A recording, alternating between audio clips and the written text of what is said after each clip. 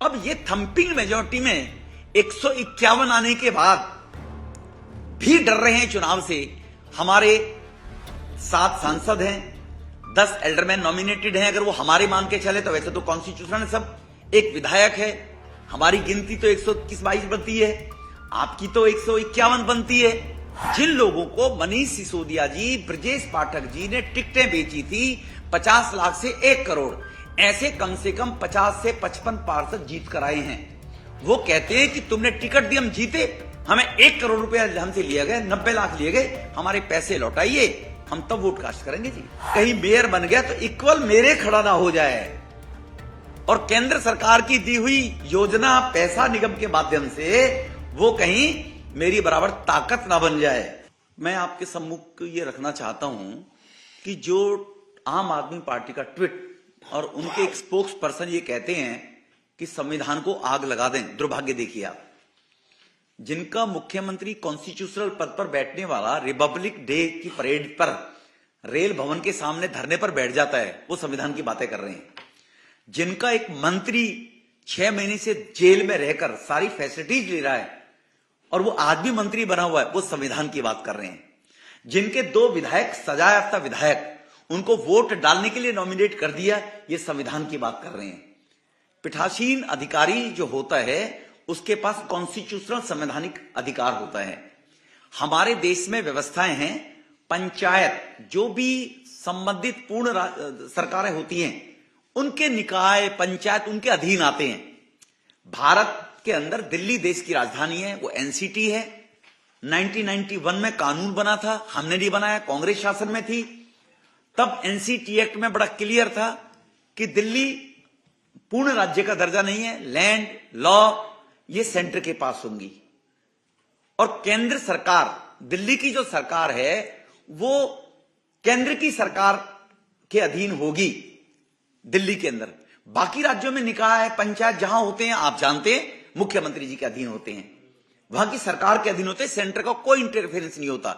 यह संविधान में अधिकार दिया हुआ है। ये कोई केजरीवाल साहब ने या उनके प्रवक्ता सौरभ जी की खैरात के रूप में ऑनरेबल लेफ्टिनेंट गवर्नर साहब नहीं बैठे हुए हैं।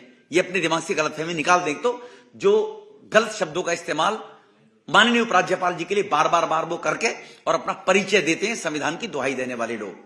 मैं उनसे पूछना चाहता हूं, जब कॉन्स्टिट्यूशन में 2016 में हाई कोर्ट के आदेश में सेक्शन 3 के अंदर क्लियर है कि नॉमिनेटेड जो पार्षद एल्डरमैन हैं वो they can cast their vote, और वो डाल भी रहे हैं वोट वहां पर समिति जॉन्स के अंदर, पहले से डाल रहे हैं। पहले मेयर के अंदर किसी ने ध्यान इसलिए दिया कि थंपिंग मेजॉरिटी के लोग आते रहे हैं, छोड़ो हमारी तो सरकार बन रही है। अब ये थंपिंग मेजॉरिटी में 151 आने के बाद भी डर रहे हैं चुनाव से। हमारे 7 सांसद हैं, 10 एल्डरमैन नॉमिनेटेड हैं। अगर वो हमारे मान के चले तो वैसे तो कॉन्स्टिट्यूशन सब, एक विधायक है, हमारी गिनती तो 121-22 बनती है, आपकी तो 151 बनती है। तो 121 वाले से 151 वाला चुनाव लड़ने से क्यों डरता है जी? क्यों कॉन्स्टिट्यूशन की दुहाई देकर लोगों को गुमराह करना चाहते हो? क्योंकि आपने जो टिकटें बेची थी 50 लाख 1 करोड़ में, जैसे मीडिया के सूत्र होते हैं, हमारे पास भी कुछ सूत्र हैं। केजरीवाल साहब के पास भी सूत्र आते थे कि मनीष सिसोदिया गिरफ्तार किए जाने वाले हैं, तुरंत सूत्र बताते थे ना केजरीवाल साहब को।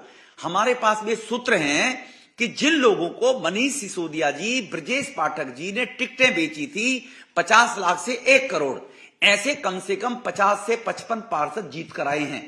वो कहते हैं कि तुमने टिकट दी, हम जीते, हमें 1 करोड़ रुपया हमसे लिए गए, 90 लाख लिए गए, हमारे पैसे लौटाइए, हम तब वोट कास्ट करेंगे जी, हमारा पैसा लौटाइए, हम जीत कर आए जी। इसी कारण आपको ध्यान होगा डिप्टी मेयर के भी नॉमिनेशन इनको डबल ट्रिपल भरने पड़े और बड़ी मुश्किल से 2 दिन की जद्दोजहद के बाद एक का विड्रॉ कराना पड़ा था जी। तो कुछ तो मजबूरियां रही होंगी ना।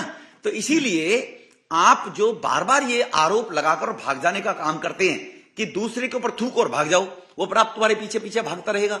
तो आज तक जैसे भी नेता प्रतिपक्ष रहे विजेंद्र जी पांसाल, पार्टी के उन्होंने कहा है कि दुनिया की रूलिंग पार्टी ने आज तक कभी भी हाउस को डिस्टर्ब किया है क्या?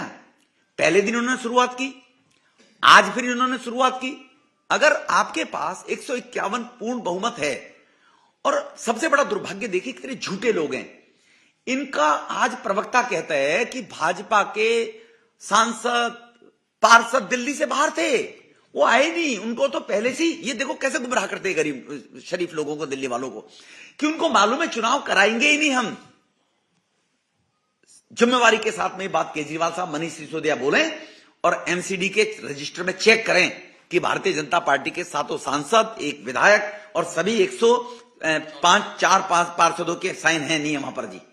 तो ऐसा झूठ बोलकर भागने का जो इनकी प्रवृत्ति है, तो इसीलिए दिल्ली के लोग जो मेयर का इंतजार कर रहे हैं, दिल्ली के डेवलपमेंट का काम शुरू हो, एक और भय हमें लगता है, वो भी सूत्रों से जानकारी मिली है कि कहीं मेयर जो बन गया पूरी दिल्ली का आम आदमी पार्टी में, और आज विड्रॉ करने के नाम पे टू कर रहे हैं, कहीं मेयर बन गया तो इक्वल मेरे खड़ा ना हो जाए, और केंद्र सरकार की दी हुई योजना पैसा निगम के माध्यम से वो कहीं मेरी बराबर ताकत ना बन जाए। इसीलिए ये उन लोगों को पकाना चाहते हैं बेचारों को, जो मेयर के कैंडिडेट हैं, कि देखो केजरीवाल के बगैर कुछ नहीं होगा। इसीलिए अपनी ताकत बनाए रखने के लिए दिल्ली के 2 करोड़ लोगों को चीट करने का काम मिस्टर केजरीवाल साहब दिल्ली के मुख्यमंत्री कर रहे हैं। ये मेरा उनसे सवाल है कि आपके माध्यम से 131 के हाउस, 151 का हाउस वाला क्यों वोट डालने से डर रहा है? फिर कहते हैं हम सुप्रीम कोर्ट जाएंगे। हमने कब मना किया है? लोकतंत्र में कोई कहीं भी जा सकता है। किसको मना किया? आप गए भी थे, आपने विड्रॉ भी सुप्रीम कोर्ट से की है, किसने मना किया है? आप सुप्रीम कोर्ट भी जाइए, अर्लियर डेज में जाइए केजरीवाल के में, कि मशीनों में गड़बड़ थी, मशीनों में।